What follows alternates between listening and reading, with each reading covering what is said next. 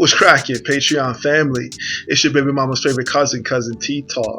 And today I wanted to share with you this story about how while I was the office Adonis at this particular office situation, one of the PYTs that were highly sought after by other men in the office made her way into my personal space to the point of getting me out of the office. Now, gentlemen, keep in mind a couple of things. First thing is this. We often hear in public spaces, especially in the YouTube streets, about how some men describe alphas and try to diminish the presence of alphas. Now, those who are on my higher levels and have gone through the rites of passage understand what this dynamic is. And they know what I say to the stallion level guys in response. This is just a natural human reaction from betas in the presence of alphas. Okay, let's be very clear, gentlemen. Alphas don't brag. We share our experiences and compare notes. Okay? Let's just get that out of the way in the forefront of this particular discussion today, because wasn't this the whole purpose of starting a men's only space, men's only forums, so that we can speak freely and share our experiences unapologetically? I believe in the concept of the unapologetic alpha, and I am grateful to those of you who support that and who like to share your experiences as well. So that's the first thing. The second thing is that when I was in the corporate spaces, part of my maturation, part of my development and growing into my seasoned manhood space was to learn the lessons of not shitting where you eat.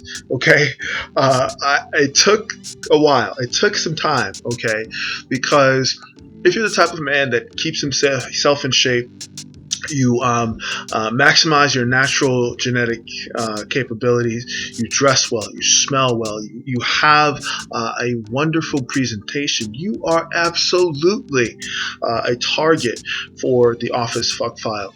And the younger you are, the less control you may have in those scenarios. But for me, the more seasons I got under my belt, the more I started to observe the landscape and the situations that could potentially unfold as a man indulging in those situations where women in the office who were attractive and desirable, when we're used to getting what they wanted, put it out there.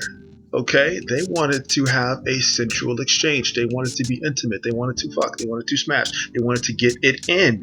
Okay, having gone through those situations and come out fortunately unscathed. There were a couple scares. All right, to be honest, other stories for another day.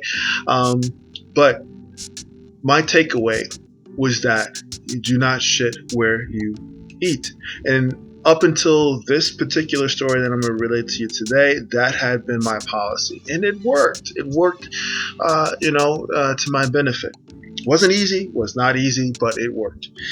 But today is definitely going to be a story about the time that I made an exception to my rule and not shitting where I ate. Now, bear in mind, this was a typical corporate setting, typical corporate structure with cubicles, with all of the various elements of a typical office hierarchy, with all the way up to CEO, CFO, C-suite operatives, vice presidents, the whole sort of shebang in terms of the structure. This wasn't a mechanic shop.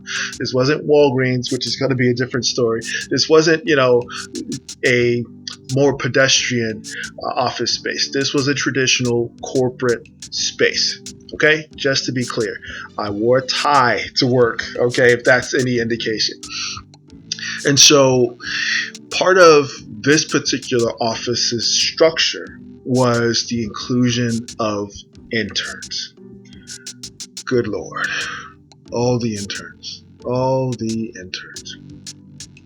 Gentlemen, if you've ever been in a scenario that had offers of internships for college students, you know what I'm talking about. Anyway, gentlemen, let's get right into this particular tale.